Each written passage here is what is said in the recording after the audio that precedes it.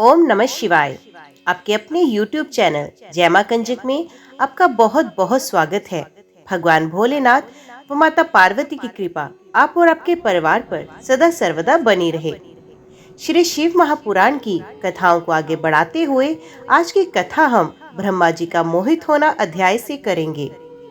उम्मीद करती हूँ कथा का पूरा लाभ उठाने के लिए आप कथा को शुरू से लेकर अंत तक जरूर श्रवण करेंगे।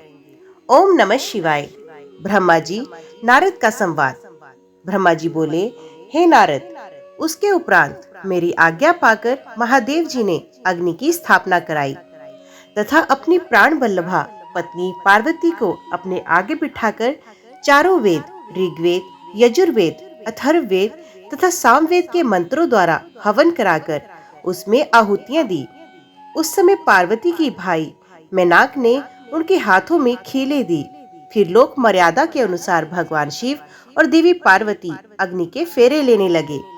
उस समय मैं शिव जी की माया से मोहित हो गया। मेरी दृष्टि जैसे ही परम सुंदर दिव्यांगना देवी पार्वती के शुभ चरणों पर पड़ी, मैं काम से पीड़ित हो गया। मुझे मन में बड़ी लज्जा का अनुभव हुआ। किसी की दृष्टि मेरे इन भावों पर पड़ जाए, इस हेतु मैंने अपने मन के भावों को दबा लिया। परंतु भगवान शिव तो सर्वव्यापी और सर्वेश्वर हैं। भला उनसे कैसे कुछ छिप सकता है। उनकी दृष्टि मुझ पर पड़ी और उन्हें मेरे मन में उत्पन्न हुए बुरे विचार की जानकारी हो गई। भगवान शिव के क्रोध की कोई सीमा न रही। कुपित होकर शिवजी मुझे मारने हेतु आगे बढ़ने लगे। उन्हें क्रोधित देखकर मैं भय से कांपने लगा तथा वहां उपस्थित अन्य देवता भी डर गए। भगवान शिव के क्रोध की शांति के लिए सभी देवता एक स्वर में बोले। शिव जी बोले, हे सदाशिव, आप दयालु और करुणा निधान हैं। आप तो सदा ही अपने भक्तों पर प्रसन्न होकर उन्हें उनकी इच्छित वस्तु प्रदान करते हैं। भगवान, आप तो सत्य और आनंद स्वरूप हैं। प्रसन्नचित होकर मुक्ति पाने की इच्छा से मुनिजन आपके चरण कमलों का आश्रय ग्रहण करते हैं। हे परमेश्वर, भला आपके तत्व को कौन जान सकता है। भगवान, अपनी गलती के लिए ब्रह्मा जी क्षमा प्रार्थी हैं। आप तो भक्तों के सदा वश में हैं। हम सब भक्त जन आपसे प्रार्थना करते हैं कि आप ब्रह्मा जी की इस भूल को क्षमा करें और उन्हें निर्भय कर दें। इस प्रकार देवताओं द्वारा की गई स्तुति और क्षमा प्रार्थना के फलस्वरूप भगवान शिव ने ब्रह्मा जी को निर्भय किया। नारद, तब मैंने अपने उन भावों को शक्ति के साथ मन में ही दबा दिया। फिर भी उन भावों के जन्म से हजारों बालखिल्य ऋषियों की उत्पत्ति हो गई, जो बड़े तेजस्वी थे। ये जानकर कि कहीं उन ऋषियों को देख शिवजी क्रोधित ना हो जाएं, तुमने उन्हें गंधमादन पर्वत जाने का आदेश दिया। बालखिल्य ऋषियों को तुमने सूर्य भगवान की आराधना और तपस्या करने का आदेश प्रदान किया। तब वे बालखिल्य ऋषि तुरंत मुझे और भगवान शिव को प्रणाम करके गंधमादन पर्वत पर चले गए। हे नारद, उसके बाद मैंने भगवान शिव की आज्ञा पाकर शिव पार्वती विवाह के शेष कार्यों को पूरा कराया। सर्वप्रथम शिवजी व पार्वती जी के मस्तक का अभिषेक हुआ। तत्पश्चात वहां उपस्थित ब्राह्मणों ने दोनों को ध्रुव का दर्शन कराया। उसके बाद हृदय छुआ और स्वस्ति पाठ आदि कार्यों को पूरा कराया। ये सब कार्य पूरे होने के बाद भगवान शिव ने देवी पार्वती की मांग में सौभाग्य और सुहाग की निशानी माने जाने वाले सिंदूर को भरा। मांग में सिंदूर भरते ही देवी पार्वती का रूप लाखों कमल दलों के समान खिल उठा। उनकी शोभा देखते ही बन रही थी। सिंदूर से उनके सौंदर्य में अभिवृद्धि हो गई थी। इसके पश्चात शिव पार्वती को एक साथ एक सुयोग्य आसन पर बिठाया गया और वहां उन्होंने अन्नप्राशन किया। इस प्रकार इस उत्तम विवाह के सभी कार्य विधि विधान से संपन्न हो गए। तब भगवान शिव ने प्रसन्न होकर इस विवाह को सानंद संपन्न कराने हेतु मुझ ब्रह्मा को आचार्य मानकर पूर्ण पात्र दान दिया। फिर गर्ग मुनि को गोदान किया तथा वैवाहिक कार्य पूरा करने में सहयोग करने वाले सब ऋषि मुनियों को 100 स्वर्ण मुद्राएं और अनेक बहुमूल्य रत्न दान में दिए। तब सब और आनंद का वातावरण था। सभी बहुत प्रसन्न थे और शिव पार्वती की जय जयकार कर रहे थे। तब मैं श्री हरि और अन्य ऋषि मुनि सभी देवताओं सहित शैलराज की आज्ञा लेकर जनवासे में वापस आ गए। हिमालय नगर की स्त्रियां, पुररानियां और पार्वती की सखियां भगवान शिव और पार्वती को लेकर कोहबर में गई और वहां उनसे लोकाचार रीतियां कराने के उपरांत उन्हें कौतुकागार में ले जाकर अन्य रीति रिवाजों और रस्मों को सानंद संपन्न कराया। उसके पश्चात उन दोनों को उत्साह पूर्वक केली गृह में ले जाया गया। केली गृह में भगवान शिव और पार्वती के गठबंधन को खोला गया। उस समय शिव पार्वती की शोभा देखने योग्य थी। उस समय उनकी अनुपम मनोहारी छवि देखने के लिए सरस्वती, लक्ष्मी, सावित्री, गंगा, अदिति, शची, लोपामुद्रा, अरुंधति, अहिल्या, तुलसी, स्वाहा, रोहिणी, पृथ्वी, संज्ञा, शत्रुपा तथा रति नाम की 16 दिव्य देवांगनाएं, देवकन्याएं, नाग कन्याएं और मुनि कन्याएं वहां पधारी और भगवान शिव से हास्य विनोद करने लगी। सरस्वती जी बोली, भगवान शिव, आप तो अपने चंद्रमुखी पार्वती को पत्नी रूप में प्राप्त कर लिया है। अब इनके चंद्रमुख को देख देख कर अपने हृदय को शीतल करो। लक्ष्मी जी बोली, हे देवों के देव, अब लज्जा किस लिए? अपनी प्राण वल्लभा पत्नी को अपने हृदय से लगाओ, जिसके बिछड़ने के कारण आप दुखी होकर इधर उधर भटकते रहे। उस प्राण प्रिया के मिल जाने पर कैसी लज्जा। तो उधर सावित्री जी बोली, अब तो पार्वती जी को भोजन कराकर ही भोजन होगा और पार्वती को कपूर सुगंध युक्त तांबूल भी अर्पित करना होगा। तब जानवी बोली कि हे त्रिलोक के स्वामी, स्वर्ण के समान सुंदर पार्वती जी के केश धोना एवं श्रृंगार करना भी आपका कर्तव्य है।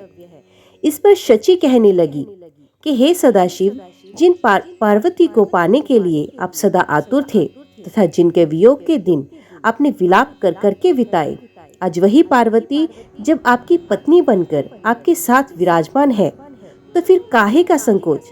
क्यों आप पार्वती को अपने हृदय से नहीं लगा रहे? देवी अरुंधति बोली, इस अति सुंदरी को मैंने आपको दिया है, अब आप इसे अपने पास रखें और उसके सुख दुख का ख्याल करें। देवी अहिल्या बोली, भगवान, आप तो सबके ईश्वर हैं, इस पूरे संसार के स्वामी हो। आपके परम ब्रह्म स्वरूप को कोई नकार नहीं सकता। आप निर्गुण निराकार हैं, परंतु आज सब देवताओं ने मिलकर आपको भी दास बना दिया। प्रभु, आप भी अपनी प्राण वल्लभा पार्वती के अधीन हो गए। ये सुनकर वहां खड़ी तुलसी कहने लगी, आपने तो कामदेव को भस्म करके पार्वती का त्याग कर दिया था, फिर आपने क्यों आज उनसे विवाह किया? इस प्रकार उन देवांगनाओं की हंसी मजाक चल रही थी और वे भगवान शिव से ऐसी ही बातें करके बीच बीच में जोर जोर से हंसती तो कभी खिलखिलाकर रह जाती। इस पर स्वाहा ने कहा, हे सदाशिव, इस प्रकार हम सबकी हंसी ठिठोली सुनकर निक्रोधित मत हो जाइएगा। विवाह के समय तो कन्याएं भी इससे ऐसे ही हंसी मजाक करती हैं। तो वसुंधरा ने कहा, हे देवादिदेव, आप तो भावों के गाता है। आप तो जानते ही हैं कि काम से पीड़ित स्त्रियां भोग के बिना प्रसन्न नहीं होती। प्रभु, अब तो पार्वती की प्रसन्नता के लिए कार्य करो। अब तो पार्वती आपकी पत्नी हो गई हैं, उन्हें खुश रखना आपका परम कर्तव्य है। इस प्रकार स्त्रियों के विनोदपूर्ण वचन सुनते ही भगवान शिव चुप थे, परंतु जब स्त्री चुप ना हुई और इसी प्रकार उन्हें लक्ष्य बनाकर तरह तरह की हंसी की बातें करती रही, तब भगवान शिव ने कहा, हे देवियों, आप लोग तो जगत की माताएं हैं। माता होते हुए पुत्र के सामने इस प्रकार के चंचल तथा निर्लज वचन क्यों कह रही हैं? तब भगवान शिव के ये वचन सुनकर सभी स्त्रियां शर्मा कर वहां से भाग गई। हे नारद, उस समय अनुकूल समय देखकर देवी रति भगवान शिव के निकट आकर बोली, हे दीनवत्सल भगवान शिव, मैं आपको प्रणाम करती हूँ। देवी पार्वती का पाणी ग्रहण करके आपने निश्चय ही लोकहित का कार्य किया है। देवी पार्वती को प्राणवल्लभा बनाने से आपके सौभाग्य में निश्चय ही वृद्धि हुई है। आपने तो पार्वती का वरण कर लिया, परंतु भगवान मेरे पति कामदेव की क्या गलती थी? उन्होंने तो लोक कल्याणवश सभी देवताओं की प्रार्थना मानकर आपके हृदय में पार्वती के प्रति आसक्ति पैदा करने हेतु ही काम बाणों का उपयोग किया था। उनका ये कार्य तो इस संसार को तारकासुर नामक भयानक और दुष्ट असुर से मुक्ति दिलाने के लिए प्रेरित करना था। वे तो सर्वार्थ से दूर थे, फिर क्यों आपने उन्हें अपनी क्रोधाग्नि से भस्म किया? हे देवादिदेव महादेव जी, हे करुणानिधान, हे भक्त वत्सल, अपने मन में काम को जगाकर मेरे पति कामदेव को पुनर्जीवित कर मेरे वियोग के कष्ट को दूर करे। अब तो सबकी पीड़ा जानते हो, मेरी पीड़ा को समझकर मेरे दुख को दूर करने में मेरी मदद कीजिए। भगवान, आज जब सबके हृदय में प्रसन्नता है तो मेरा मन क्यों दुखी है? मैं अपने पति के बिना कब तक कैसे ही रहूं? भगवान, आप तो दिनों के दुख दूर करने वाले हैं। अब आप अपनी कही बात को सच कर दीजिए। भगवान, इस त्रिलोक में आप ही मेरे इस कष्ट और दुख को दूर कर सकते हो। प्रभु, मुझ पर दया कीजिए और मुझे भी सुखी करके आनंद प्रदान कीजिए। भगवान, अपने विवाह के शुभ अवसर पर मुझे भी मेरे पति से हमेशा के लिए मिलाकर मेरी वीर वेदना को कम कीजिए। महादेव जी, मेरे पति कामदेव को जीवित कर मुझ दीन दासी को कृतार्थ कीजिए।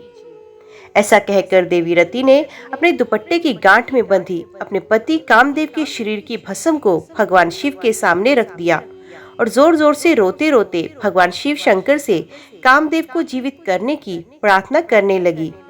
देवी रति को इस प्रकार रोते देखकर वहां उपस्थित सरस्वती आदि देवियां भी रोने लगी और सब भगवान शिव से कामदेव को जीवन दान देने की प्रार्थना करने लगी। इस प्रकार देवी रति के बार बार प्रार्थना करने और स्तुति करने पर भगवान शिव प्रसन्न हुए और उन्होंने रति के कष्टों को दूर करने का निश्चय किया। शूलपाणी भगवान शिव की अमृतमय दिव्य दृष्टि पड़ते ही उस भस्म में से सुंदर पहले जैसा वेश और रूप धारण किए हुए कामदेव प्रकट हुए। अपने प्रिय पति कामदेव को पहले की भांति सुंदर और स्वस्थ पाकर देवी रति की प्रसन्नता की कोई सीमा न रही। वे कामदेव को देखकर बहुत प्रसन्न हुई और उन्होंने दोनों हाथ जोड़कर भगवान शिव को नमस्कार किया और उनकी स्तुति की। दोनों पति पत्नी कामदेव और रति बार बार भगवान शिव के चरणों में गिरकर उनका धन्यवाद करके उनकी स्तुति करने लगे। उनकी इस प्रकार की गई स्तुति से प्रसन्न होकर भगवान शिव बोले, हे काम और रति, तुम्हारी स्तुति से मुझे बहुत प्रसन्नता हुई। मैं बहुत प्रसन्न हूँ। तुम जो चाहो मनोवांछित वस्तु मांग सकते हो। भगवान शिव के ये वचन सुनकर कामदेव को बहुत प्रसन्नता हुई। उन्होंने दोनों हाथ जोड़कर और सर झुकाकर कहा, हे भगवान, यदि आप मुझ पर प्रसन्न हैं तो पूर्व में मेरे द्वारा किए गए अपराध को क्षमा करें और मुझे वरदान दें कि अपने भक्तों से मेरा प्रेम हो और आपके चरणों में मेरी भक्ति हो। कामदेव के वचन सुनकर भगवान शंकर बहुत प्रसन्न हुए और बोले, तथास्तु, जैसा तुम चाहोगे वैसा ही होगा। मैं तुम पर प्रसन्न हूँ। तुम अपने मन से भय निकाल दो। अब तुम भगवान श्री हरि विष्णु के पास जाओ। तत्पश्चात कामदेव ने भगवान शिव को नमस्कार किया और वहां से बाहर चले गए। उन्हें जीवित देखकर सभी देवता प्रसन्न हुए और बोले कि कामदेव, आप धन्य हैं। महादेव जी ने आपको जीवन दान दे दिया। तब कामदेव को आशीर्वाद देकर विष्णु पुण्य अपने स्थान पर बैठ गए। उधर भगवान शिव ने अपने पास बैठी देवी पार्वती के साथ भोजन किया और अपने हाथों से उनका मुंह मीठा किया। तत्पश्चात शैलराज की आज्ञा लेकर शिवजी पुण्य जनवासे में चले गए। जनवासे में पहुंचकर शिवजी ने मुझे, विष्णु जी और वहां उपस्थित सभी मुनिगणों को प्रणाम किया। तब सब देवता शिवजी की वंदना और अर्चना करने लगे। फिर मैंने विष्णु जी और इंद्रादि ने शिव स्तुति की। सब और भगवान शिव की जय जयकार होने लगी और मंगलमय वेद ध्वनि बजने लगी। भगवान शिव की स्तुति करने के पश्चात उनसे विदा लेकर सभी देवता और ऋषि मुनि अपने अपने विश्राम स्थल की ओर चले गए। हे नारद, शैलराज हिमालय ने सभी बारातियों के भोजन की व्यवस्था करने हेतु सर्वप्रथम अपने घर के आंगन को साफ कराकर सुंदर ढंग से सजाया।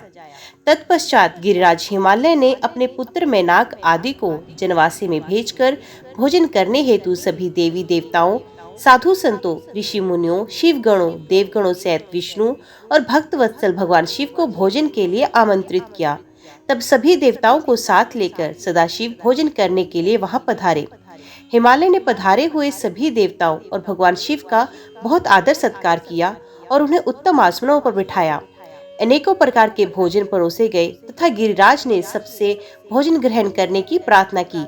सभी बारातियों ने तृप्ति के स्थान भोजन किया तथा आचमन करके सब देवता विश्राम के लिए अपने अपने विश्राम स्थल पर चले गए। तब हिमालय प्रिया देवी की आज्ञा लेकर नगर की स्त्रियों ने भगवान शिव को सुंदर सुसज्जित वास भवन में रत्न जड़ित सिंहासन पर सादर बैठाया। वहां उस भक्त भवन में सैकड़ों रत्नों के दीपक जल रहे थे। उनकी अद्भुत जगमगाहट से पूरा भवन आलोकित हो रहा था। उस वास भवन को अनेकों प्रकार की सामग्रियों से सजाया और संवारा गया। मोती मणियों एवं श्वेत चवरों से पूरे भवन को सजाया गया। मुक्ता मणियों की सुंदर बंधन वाले द्वार की शोभा बढ़ा रही थी। उस समय वह वास भवन अत्यंत दिव्य और मनोहर और मन को उमंग तरंग से आलोकित करने वाला लग रहा था। फर्श पर सुंदर बेल बूटे बने थे। भवन को सुगंधित करने हेतु सुवासित द्रव्यों का प्रयोग किया गया, जिसमें चंदन और अगर का प्रयोग प्रमुख रूप से था। उस वास भवन में देवताओं के शिल्पी विश्वकर्मा द्वारा बनाए गए कृत्रिम बैकुंठ लोक, ब्रह्मलोक, इंद्रलोक तथा शिवलोक सभी के दर्शन एक साथ हो रहे थे। इन्हें देखकर भगवान शिव को बहुत प्रसन्नता हुई। वास भवन में बीचों बीच एक सुंदर रत्नों से जड़ा अद्भुत पलंग था। उस पर महादेव जी ने सोकर रात बिताई। दूसरी ओर हिमालय ने अपने बंधु बांधवों को भोजन कराने के उपरांत बचे हुए सारे कार्य पूर्ण किए। प्रातःकाल चारों ओर पुण्य शिव विवाह का अनोखा उत्सव होने लगा। अनेकों प्रकार के सुरीले वाद्य यंत्र बजने लगे, मंगल ध्वनि होने लगी। सभी देवता अपने अपने वाहनों को तैयार करने लगी। सभी की तैयारियां पूर्ण हो जाने के पश्चात भगवान श्री हरि विष्णु ने धर्म को भगवान शिव के पास भेजा। तब धर्म सहर्ष भगवान शिव के पास वास भवन में गए। उस समय करुणानिधान भगवान शिव सोए हुए थे। ये देखकर योग शक्ति संपन्न धर्म ने भगवान शिव को प्रणाम करके उनकी स्तुति की और बोले, हे महेश्वर, हे महादेव, मैं भगवान श्री हरि विष्णु की आज्ञा से यहाँ आया हूँ। हे भगवान, उठिए और जनवासे में पधारिए। वहाँ सभी देवता और ऋषि मुनि आपकी ही प्रतीक्षा कर रहे हैं। प्रभु वहाँ पधार कर हम सबको कृतार्थ करें। धर्म के वचन सुनकर सदाशिव बोले, हे धर्मदेव, अब जनवासे में वापस जाइए। मैं अतिशीघ्र जनवासे में आ रहा हूँ। भगवान शिव के ये वचन सुनकर धर्म ने भगवान शिव को प्रणाम किया और उनकी आज्ञा लेकर पूर्ण जनवासे की ओर चले गए। उनके जाने के पश्चात भगवान शिव तैयार होकर जैसे ही चलने लगे, हिमालय नगरी की स्त्रियां उनके चरणों के दर्शन हेतु आ गई और मंगल गान करने लगी। तब महादेव जी ने गिरिराज हिमालय और मैना से आज्ञा ली और जनवासे की ओर चल दिए। वहां पहुंचकर महादेव जी ने मुझे और विष्णु जी सहित सभी ऋषि मुनियों को प्रणाम किया। तब सब देवताओं सहित मैंने और विष्णु जी ने शिव जी की वंदना और स्तुति की। जब करुणानिधान भगवान शिव जनवासे में पधार गए तो हम सब मिलकर कैलाश लौट चलने की बातें करने लगे। तभी वहां पर पर्वतराज हिमालय पधारे और सभी को भोजन का निमंत्रण देकर वहां से चले गए। तब सभी देवताओं, ऋषि मुनियों और अन्य बारातियों को साथ लेकर भगवान शिव, मैं और श्री हरि विष्णु भोजन ग्रहण करने हेतु नियत स्थान पर पहुँचे। वहां द्वार पर स्वयं शैलराज खड़े थे। उन्होंने सर्वप्रथम महादेव जी के चरणों को धोया और उन्हें अंदर सुंदर आसन पर बिठाया। तत्पश्चात शैलराज ने मेरे, श्री हरि, देवराज इंद्र सहित सभी मुनियों के चरण धोए और यथा योग्य आसनों पर हमें सबको आदर पूर्वक बिठाया। वहां शैलराज हिमालय अपने पुत्रों एवं बंधु बांधवों सहित कार्य में लगे हुए थे। उन्होंने हमारे सामने अनेक स्वादिष्ट व्यंजन परोसे और हमसे ग्रहण करने के लिए कहा। तब सभी ने आनंद पूर्वक आचमन और भोजन किया। तब गिरिराज बोले, हे देवेश्वर, आपके दर्शनों से हम आनंदित हुए। आपसे एक प्रार्थना करते हैं कि आप बारातियों के साथ कुछ दिन और निवास करें। इस प्रकार शैलराज भगवान शिव से कुछ दिन और रुकने का आग्रह करने लगे। उनकी ये बात सुनकर भगवान शिव बोले, हे शैलेंद्र, आप धन्य हैं, आपकी कीर्ति महान है। आप धर्म की साक्षात मूर्ति हैं। इस त्रिलोक में आपके समान कोई और नहीं। तब देवताओं ने कहा, हे पर्वतराज, आपके दरवाजे पर ब्रह्म परमात्मा भगवान शिव स्वयं अपने दासों के साथ पधारे और आपने उन्हें सब प्रकार से प्रसन्न किया। पूजकर तब शैलराज हिमालय ने दोनों हाथ जोड़कर भगवान शिव से प्रार्थना करके कहा, हे भगवान, मुझ पर कृपा करके आप कुछ दिन और यहाँ रुककर मेरा आतिथ्य ग्रहण करें। गिरिराज के बहुत कहने पर भगवान शिव ने वहां ठहरने के लिए अपनी स्वीकृति प्रदान की। तब सब हिमालय से आज्ञा लेकर अपने अपने ठहरने के स्थान पर चले गए। तीसरे दिन गिरिराज हिमालय ने सबको आदर पूर्वक दान दिया और उनका सत्कार किया। चौथे दिन विधि पूर्वक चतुर्थी कर्म किया गया, क्योंकि इसके बिना विवाह को पूर्ण नहीं माना जाता। जैसे ही विधि अनुसार चतुर्थी कर्म पूरा हुआ, चारों ओर मंगल ध्वनि बजने लगी, महान उत्सव होने लगे। नगर की स्त्रियां मंगल गीत गाने लगी, कुछ तो प्रसन्न होकर नाचने भी लगी। 5वें दिन सब देवताओं ने गिरिराज हिमालय से कहा, हे पर्वतराज, आपने हमारा बहुत आदर सत्कार किया। हम सब भगवान शिव के विवाह के लिए यहाँ पधारे थे। आपके सहयोग से शिव पार्वती का विवाह आनंद पूर्वक हर्षोल्लास के साथ संपन्न हो गया। तब आप हमें यहाँ से जाने की आज्ञा प्रदान करें। परंतु गिरिराज हिमालय स्नेह पूर्वक बोले, हे भगवान शिव, ब्रह्मा जी, श्री हरि विष्णु, देवराज इंद्र, अपनी प्रिय पुत्री पार्वती के कठिन तप के कारण ही आज मुझे ये सौभाग्य प्राप्त हुआ है।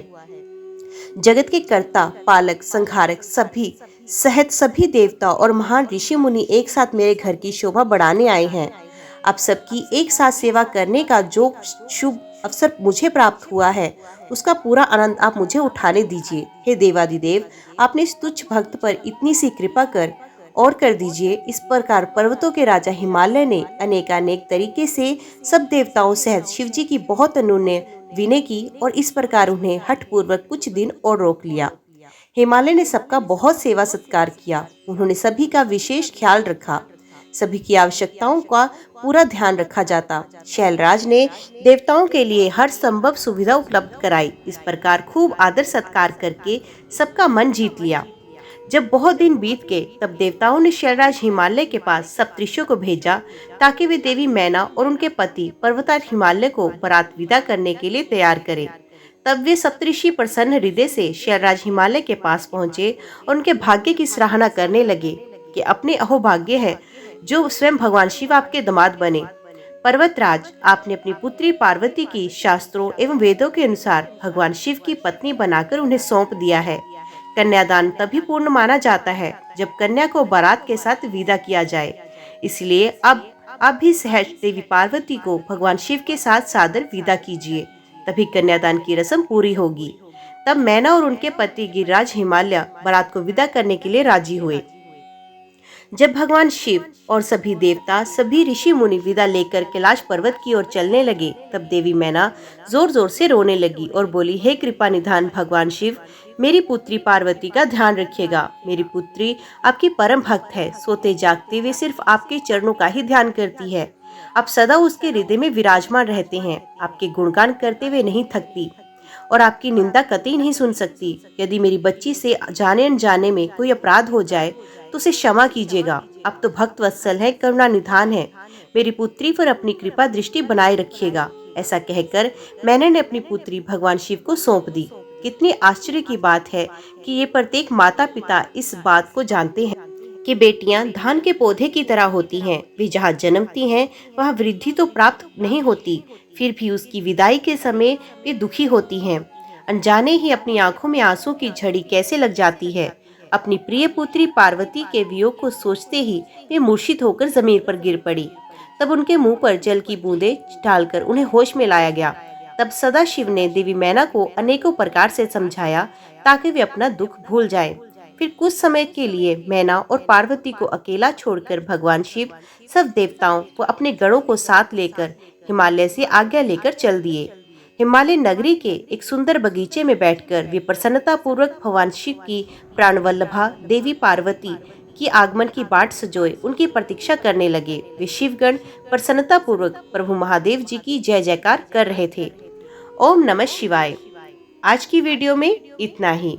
उम्मीद करती हूँ वीडियो आपको पसंद आई होगी। वीडियो पसंद आई हो तो वीडियो को लाइक और चैनल को सब्सक्राइब जरूर कीजिएगा। ओम नमः शिवाय लिखकर अपनी हाजिरी लगवाना ना भूलिएगा। तो मिलते हैं अगले अध्याय के साथ। तब तक के लिए देखते व सुनते रहिए। जय मां कंजक, जय माता दी।